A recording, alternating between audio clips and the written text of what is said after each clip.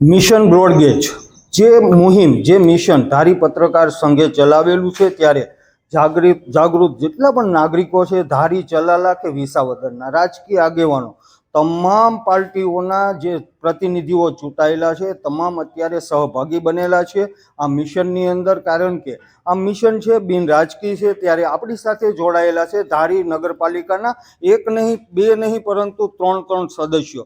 સાથે જ આપણે એમની સાથે પણ વાત કરીએ. પહેલા તો આપનું શુભ નામ બતાવજો. મારું નામ બાલુભાઈ જયરામભાઈ વાડદોરિયા, મારું ગામ નવાપરા છે અને અત્યારે હું હાલ નગરપાલિકાના સદસ્ય તરીકે કામ કરી રહેલ છું. બાલુ બાપા, તમારું જે નગરપાલિકા વિસ્તાર છે, ખાસ કરીને નવાપરાની અંદર આમ જોઈએ તો કવડી વસ્તી છે. નવાપરાની અંદર અત્યારે 2500 માણસોની વસ્તી છે અને તેમાંથી ઘણા ખરા અમારા સદસ્યો, દાખલા તરીકે લગભગ મારી ગણતરી મુજબ 1000 થી 1200 માણસો અત્યારે સુરત, અમદાવાદ તેમજ મુંબઈમાં વસવાટ કરી રહેલ છે. આમ જોઈએ ને તો વ્યવહાર અને વેપાર બંને સુરતની સાથે છે. નગરપાલિકા વિસ્તારનો આખા આમ જોઈએ, આ તો ખાલી એક વોર્ડની વાત કરી કે ત્યાંથી 1000 થી 1200 લોકો જે સુરત, અમદાવાદ, નવસારી કે મુંબઈની અંદર સ્થાયી થયેલા છે, તેઓ વેપાર અને વ્યવહાર અર્થે બંને અહીંયા આવન જાવન તો વર્ષોથી કરતા હોય છે. અત્યારે આ જે રેલવે નથી એને કારણે અમારે ખૂબ જ વધારાનો ખર્ચ આપવો પડે છે. તેમજ આવવા જવા માટે જે પ્રાઇવેટ બસોમાં આવી તેમાં ખૂબ ખર્ચ લાગે છે અને સમયસર બસો પણ મળતી નથી. અને આ અમારો વિસ્તાર આ રેલવેથી પેલો છે, તો ઝડપથી આ બ્રોડગેજ લાઈન નખાય અને આ વિસ્તારને સુવિધા મળે એ માટે અમારી આશા છે અને આ વિસ્તારની ઘણા સમયથી માગણી પણ છે. અને ખરેખર ધારી અને અમરેલી વિસ્તારને અન્યાય પહેલેથી થતો રહ્યો છે આ બ્રોડગેજ લાઇનમાં. કારણ કે આખા ગુજરાતમાં દરેક જગ્યાએ જો બ્રોડગેજ લાઇન પથરાતી હોય તો ધારીમાં હું કામ નહીં, કે અમરેલીમાં હું કામ નહીં, કે સલાલા કે વિસાવદરમાં હું કામ નહીં? તો આ પ્રશ્ન અમારો છે અને આ બાબતમાં આ લોકોને ઘણું કરવું પડે એમ છે. કારણ કે આ વિસ્તારને પછાત રાખવાની એક પેલી હોય એવું જ લાગી રહ્યું છે. તો ઝડપથી આ વિસ્તારને બ્રોડગેજ લાઇન મળે અને એક ન્યાય મળે એ માટે અમે સતત પ્રયત્નશીલ છીએ. વેપાર અને વ્યવહાર બંને જ્યારે સુરતની સાથે છે ત્યારે અહીંના જે નાગરિકો ઝંખી રહેલા છે, આમ જોઈને તો પ્રતિનિધિ ઝંખી રહેલા છે, તેઓ અપીલ કરે છે સરકારને. અમે સરકારને વિનંતી કરીએ છીએ કે અમારા વિસ્તારમાં ઝડપથી જો બ્રોડગેજ લાઇન આવશે તો અમારા વિસ્તારનો ખૂબ વિકાસ થાય. આ બાબતમાં અમે ખૂબ વિનંતી કરી છે અને અમે આ પત્રકારોને પણ ખૂબ ખૂબ આભાર એટલે માનીએ છીએ કે જે પ્રશ્ન અમારી પ્રજા તો ઉઠાવે છે, પણ એમાં જે અમને આ પત્રકાર મિત્રો જે અમને સહકાર આપી રહ્યા છે ને, એ બદલ અમે પત્રકાર મિત્રોનો પણ ખૂબ ખૂબ આભાર માનીએ છીએ. આમ જોઈએ ને તો આપણી સાથે અત્યારે જોડાયેલા છે પ્રજાના પ્રતિનિધિ રાજેશભાઈ વાઘેલા, બાલાબાપા વાડદોરિયા, સાથે જીતેન્દ્રભાઈ જયસ્વાલ. એમની એક જ માંગણી છે કે આપણા વિસ્તારની અંદર સુવિધામાં વધારો કરવામાં આવે. ખાસ કરીને જ્યારે બ્રોડગેજ આવશે તો લોકો જે મુસાફર જનતા જે મુસાફરી કરશે એ સુરક્ષિત હશે, સલામતી ભરી હશે, સસ્તી હશે. અને આ માટે આપણા માનનીય સાંસદ ભરતભાઈ સુતરિયા ખૂબ સારી એવી કામગીરી કરી રહેલા છે. ગઈકાલે બાલાબાપા જે રાજકોટની અંદર એક રેલવેનું અધિવેશન થયેલું, એની અંદર આપણા માનનીય સાંસદ, પછી રૂપાલા સાહેબ, એ બધા હાજર હતા. અને આપણે અમરેલીથી વિસાવદરથી જુનાગઢ અને વિસાવદરથી સોમનાથ, આ 3 લાઇન માટે તેઓએ વ્યાજબી માંગણી કરેલી છે. ત્યારે આપણે આશા રાખીએ અને સાથે જ એવી પણ આ બાલાબાપા જેવી રીતના કહે છે કે 1200 જેટલા લોકો ખાલી એક જ વોર્ડમાંથી, એક પરા વિસ્તારમાંથી જો સુરત, અમદાવાદ સ્થાયી થયેલા હોય તો આખા ધારી નગરપાલિકા વિસ્તાર અને આખા ધારી તાલુકામાંથી કેટલા લોકો સ્થાયી થયેલા હશે, જેવો વેપાર અને વ્યવહાર બંનેમાં જ્યારે આવન અને જાવન કરતા હોય છે ત્યારે એમના માટે સસ્તી મુસાફરી પણ મળશે.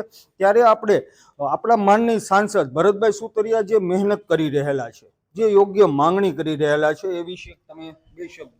અમારા નેતાઓ તો ઘણા સમયથી મહેનત કરી રહ્યા છે અને આમાં ઉપરથી અમે પણ એવી આશા રાખીએ કે ઉપરથી પોઝિટિવ પેલું મળે અને અમને ઝડપથી રેલવે લાઇન મળે તો અમારા જે લોકો અત્યારે મુસાફરી કે બહાર વિસ્તારમાં જે ધંધા કે વેપાર કરી રહ્યા છે એને ખૂબ ન્યાય મળે એવું છે. અને આ બાબતમાં પોઝિટિવ થઈ અને જે કરવું પડતું હોય, કદાચ પેલું હોય અને જાળી આ ફિટ કરવી પડતી હોય કરી, અને જે રેલવે માટે કરવું પડતું હોય કરે, તો એનેથી અમને ખૂબ જ લાભ મળે એમ છે. અને અમારો આ વિસ્તાર પછાતમાંથી ખૂબ આગળ આવી શકે. ખાલી એક રેલવે લાઈન આવે ને તો અમારો વિસ્તાર ખૂબ જ આગળ વધી શકે એવું છે. તો આ બાબતમાં અમે વિનંતી કરીએ કે જેમ બને એમ ઝડપથી અમને રેલવે લાઈન આ નખાઈ જાય બ્રોડગેજ મિશન મુજબ, તો અમને ખૂબ લાભ થાય એમ છે. પેલા બાપા આપણે બજરંગ ગ્રુપ નામની સંસ્થા છે, એ બજરંગ ગ્રુપે ખૂબ સરસ મુહિમ ઉપાડેલી હતી અને નવી વસાહત વિસ્તાર છે એમના માટે એક ગરનાળું મંજૂર થાય અને આવન જાવન થઈ શકે, સરળ બને. સાથે જ આપણા માનની સાંસદે એવું પણ આપણને કીધેલું છે કે વધુ એક ફાટક જે છે એ સરસિયા રોડ ઉપર આવેલું છે, જેને પોળું બનાવવામાં આવે જેથી કરીને એમ્બ્યુલન્સ જેવી સુવિધા જ્યારે ત્યાંથી નીકળતી હોય સેવા, એમ્બ્યુલન્સ માટે પણ સરળ રહે. આ જે પોળું ફાટક બની જાય, સાથે જ આપણો સર્વાંગી વિકાસ પણ થઈ શકે છે. ત્યારે આપણે રાજેશભાઈ, તમારું શું કહેવું છે? હા, સાચી વાત છે. અને ધારીનો આમ જોઈએ તો નાના મોટા વેપારીનો જુનાગઢ અને અમરેલી જવા માટે રોજનો રૂટ હતો એ બંધ થઈ ગયો છે. તો એ ઝડપથી ચાલુ થાય એની માટે અમે પ્રયત્નો ભરતભાઈ સુતરિયા, જેવીભાઈ કાકડિયા બધા કરે જ છે અને વહેલી તકે કરશે એવી અમને આશા જ છે. અત્યારે હાલ પૂરતું એક એવું જરૂરી છે કે અમારી જે પહેલા જે અમને સોમનાથ લગી જાતી આ ટ્રેનો મળતી હતી એમાં ફેરફાર કરી અને અત્યારે અમને જે જૂની સગવડ મળતી હતી એમાં પણ ખૂબ અગવડ છે. તો અમે એવી ઈચ્છા રાખીએ કે સોમનાથ દાદાના દર્શન કરવા માટે અહીંથી આ જે પહેલા જે રૂટ ચાલુ હતો એ મુજબનો હાલ પૂરતો કરી દઈએ. જ્યારે આ મંજૂરી આવે ત્યારે તો આ બ્રોડગેજ આવવાની હોય ત્યાં સુધી અમારી એવી માંગણી છે કે જૂના રૂટ મુજબ જે રેલવે હાલતી હતી આપણે મીટર ગેજમાં, તે અત્યારે ફરીથી ઝડપથી ચાલુ થાય ને તો એ પણ થોડીક સગવડ અમને મળે એવું છે. તો પહેલાં અમારી વિનંતી છે કે જ્યાં સુધીમાં આ મંજૂરી ન આવે ત્યાં સુધીમાં અત્યારે જે જૂનું હાલતું હતું એવું હકાવો તોય ઘણું મળે એવું છે. કારણ કે જે આપણે પહેલા વખતથી હાલતું હતું ને એની સુવિધા જે સત્તાધાર છે કે આપણે દર્શન માટે આપણે સોમનાથ જઈ શકતા હતા, તો આપણે એ પાછું ચાલુ થાય એવી બધાની વિનંતી છે. એટલે આવું કરવાની જરૂરી છે અત્યારે હાલ પૂરતી. ખરેખર આ જે પ્રજાના સેવક સાચા અર્થમાં લોકો માટે જે માંગણી કરી રહેલા છે, અને આ માંગણી માટે આપણે જ્યારે માનની સાંસદ સભ્ય ભરતભાઈ સુતરિયાને જ્યારે અમે પ્રતિનિધિ સહુ જ્યારે એને આવેદનપત્ર આપવા માટે ગયેલા હતા, ત્યારે ભરતભાઈ સુતરિયાએ ખાતરી આપેલી છે કે ટૂંક સમયમાં જ્યારે અમરેલીનું રેલવે સ્ટેશન રાબેતા મુજબ શરૂ થઈ જાય, ત્યાંની બ્રોડગેજ સેવા જ્યારે રાબેતા મુજબ શરૂ થઈ જાય, ત્યારે આ લાઇન છે જે અમરેલીથી સોમનાથ સુધી એને રેગ્યુલર કરવાના છે.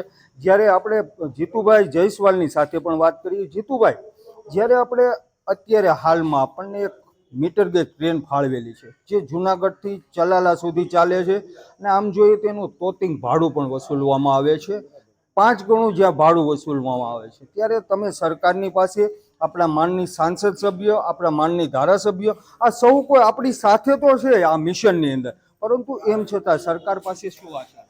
સરકારને એટલી મારી વિનંતી છે કે જે અમને જૂનો રૂટ ચાલુ હતો ને તે એના જૂના ટાઈમ પ્રમાણે ફરી વહેલી તકે ચાલુ કરાવે અને દાદાના દર્શન અમારા ધારી તાલુકાના દરેક લોકોને જે લાભ મળતો હતો એ લાભથી વંચિત ન રહે એવી મારી વિનંતી છે. ખૂબ ખૂબ આભાર. આપણે આભાર વ્યક્ત કરીએ રાજેશભાઈ વાઘેલા, સાથે જ બાલાબાપા વાડદોરિયા, સાથે જ આપણા જીતુભાઈ જયસ્વાલ આપણી સાથે જોડાયેલા. તેઓએ તેમનો પોતાનો કિંમતી સમય પણ આપેલો છે, કારણ કે આ પ્રજાના સેવક સાચા અર્થમાં જેઓ સાર્થક બનવા માંગે છે, અને થોડીક આપણે હૈયા વરાળ પણ તેઓ ઠાલવે છે કે આ વિસ્તારની સાથે અન્યાય થયેલો છે, પરંતુ આપણે બિન રાજકીય રીતે એક મિશન ચલાવવાનું છે, નથી આ કોઈ પણ જાતનું આંદોલન. અત્યારે આપણે સહી ઝુંબેશ જ્યારે કરેલી છે, ત્યારે પાર્ટ 2ની અંદર આપણે માનની વડાપ્રધાનને લેટર પણ લખવાના છે, ટપાલો પણ મોકલવાના છે, ઈમેલ પણ કરવાના છે. હા, આપણે શાંતિપૂર્વક આ મિશનને શરૂ રાખવાનું છે, અને સરકારની પાસે આપણે આશા અને અપેક્ષા રાખીએ કે વહેલી તકે ધારી, ચલાલા અને વિસાવદરની સાથે જે અન્યાય થયેલો છે, લોકો પણ માની રહેલા છે કે અન્યાય થયેલો છે, ત્યારે અન્યાયને બદલે ન્યાય આપવામાં આવે.